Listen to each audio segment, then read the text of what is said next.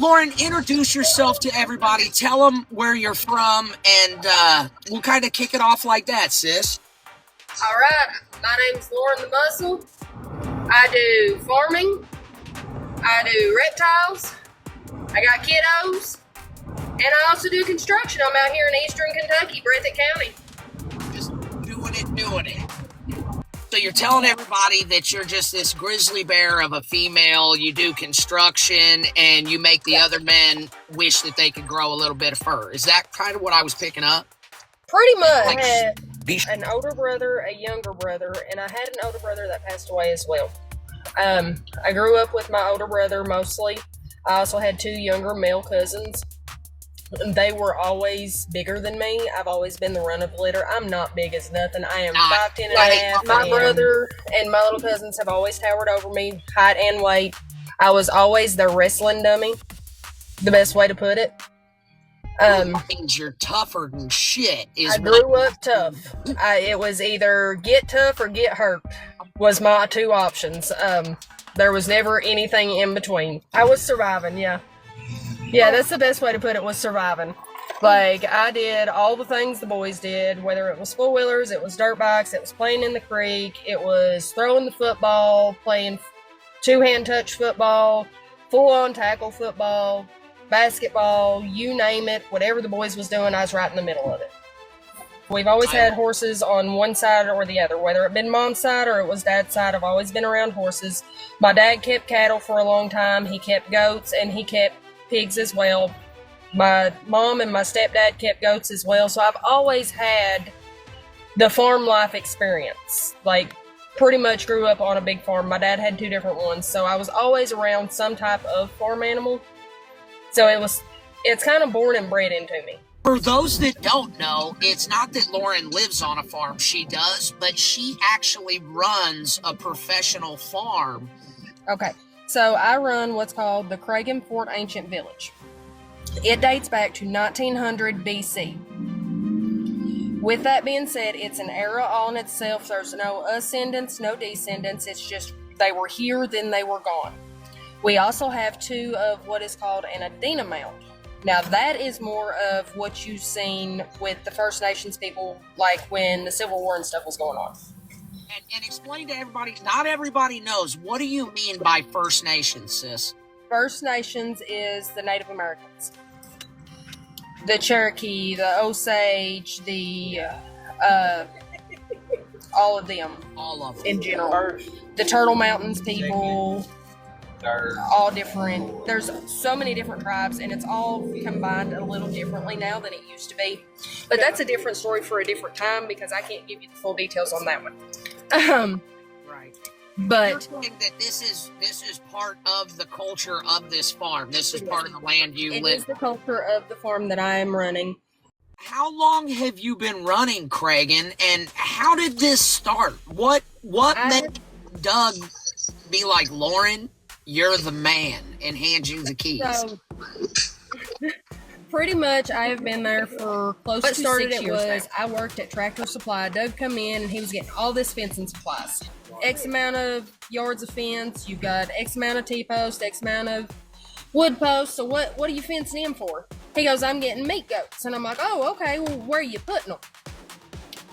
Now, when I say meat goats, these are high-dollar goats, like $1,000 a piece. 1,000 cookies a piece. These are really expensive animals. They have really sensitive digestive systems. And I was like, and where are you putting them? He's like, well, I got this farm up Cragen. It's got all this kudzu on it. I'm going to let them eat that kudzu. And I was like, wait a minute. Wait right there. You cannot put those on that. He goes, do what? I'm like, you can't put those goats on kudzu. I said, kudzu kills meat goats. Unalives. It twists their guts up. They can't process it. It don't work. He goes, well, then what do I need? I said, you just need some regular farm goats, some Nubians, some Norwegians, some boar, just a mix of everything. He's like, okay.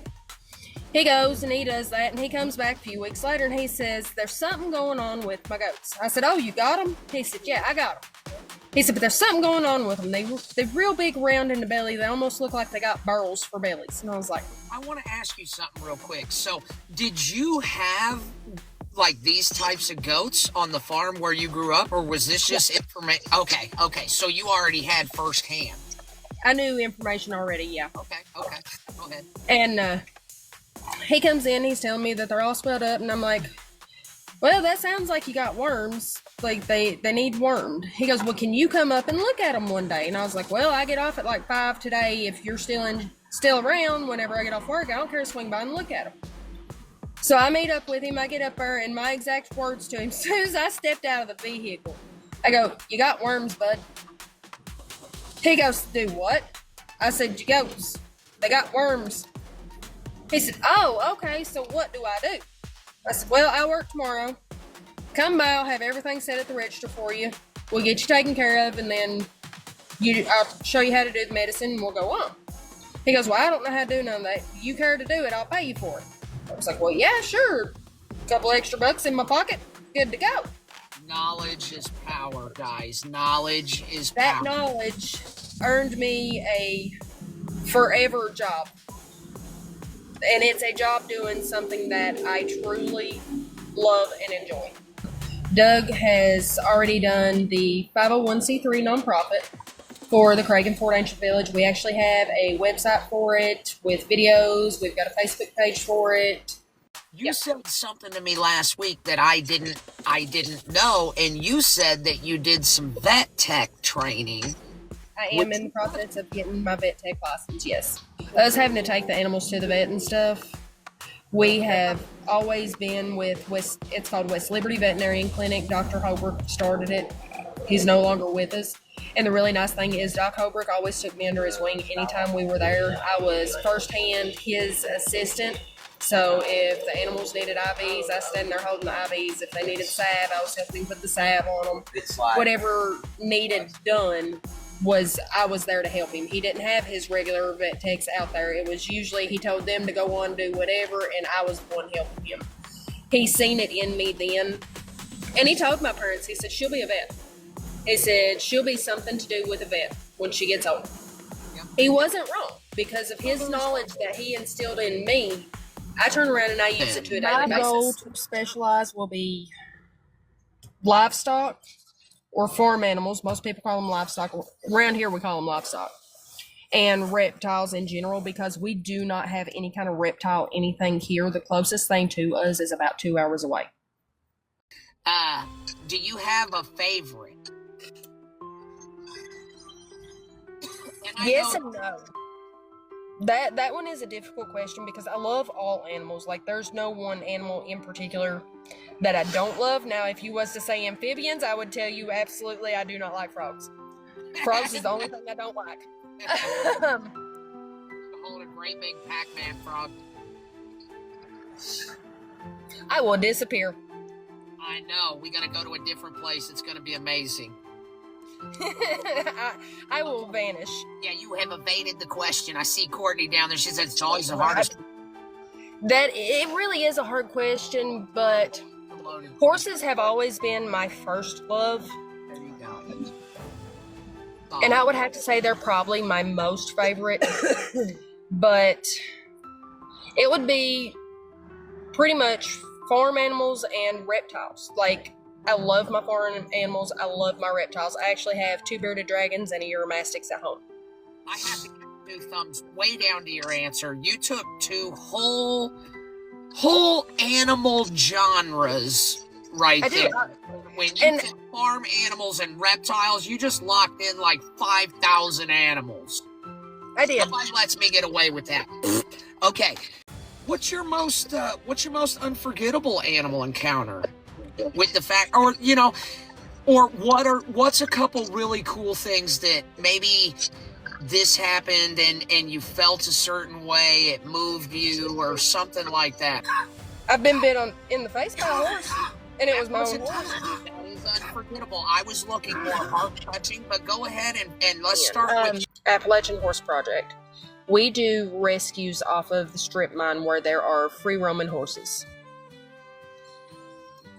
There was one we had to rescue. She was Probably about 8 years old, she had a 2-year-old and a yearling colt, both still nursing on her, and her pregnant herself.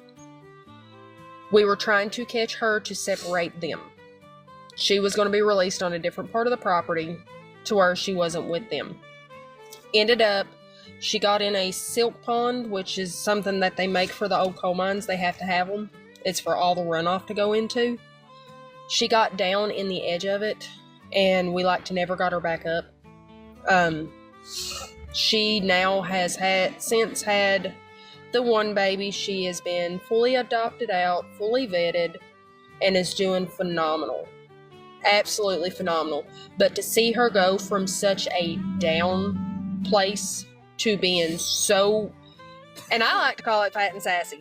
Like, she went from skin and bones to super over healthy. I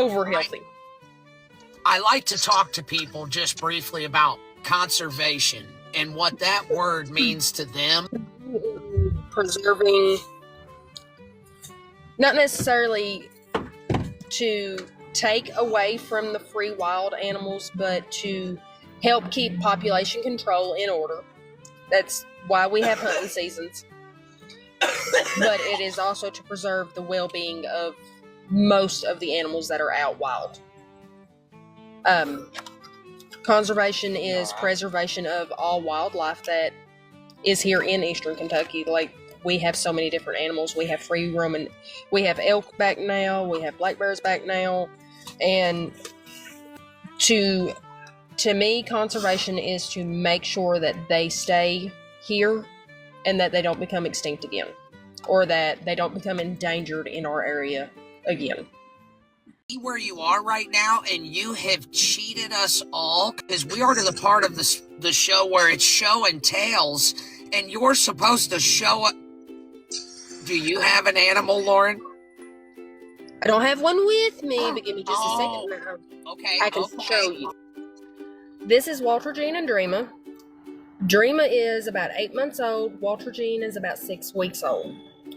This is Mama Jill with Hermione and Dumbledore. Oh my god. That's so cute, dude.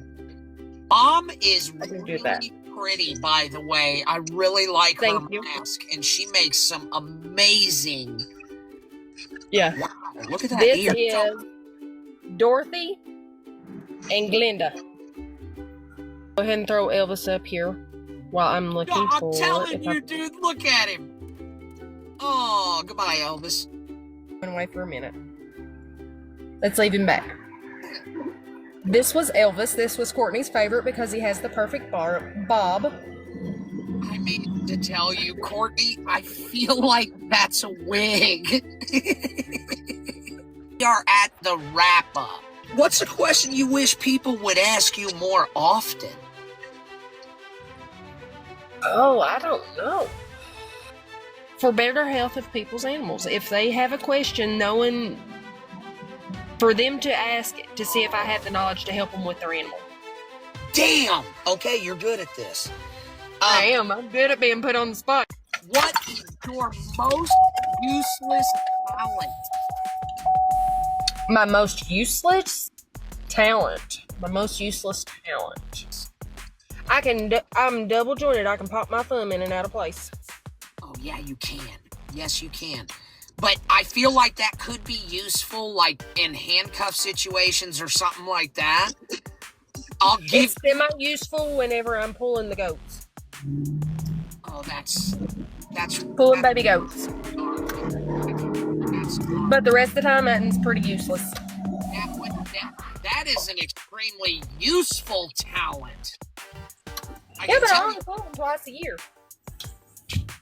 I don't care. You're pulling that thumb a lot more than that during that time frame. That's crazy. Okay. If you could send one text message to your past self, what would you say? Never give up. Do you think you would believe it, or would you just delete it? Younger me would probably be like, never give up what? Muscle, if you had a warning label, what would it say? Don't ask if you don't want the truth. Yep. Nothing is impossible. And Loren, you're just living proof of it. Thank you so much for coming on and just being you. And guys, anybody that doesn't follow Loren right now, you definitely need to follow her. Good person to just have on your team, man. Doesn't matter what's going on, just good people. Be sure to ring that bell and never miss a show every Wednesday, 7 p.m. Central Standard Time. Only on TikTok.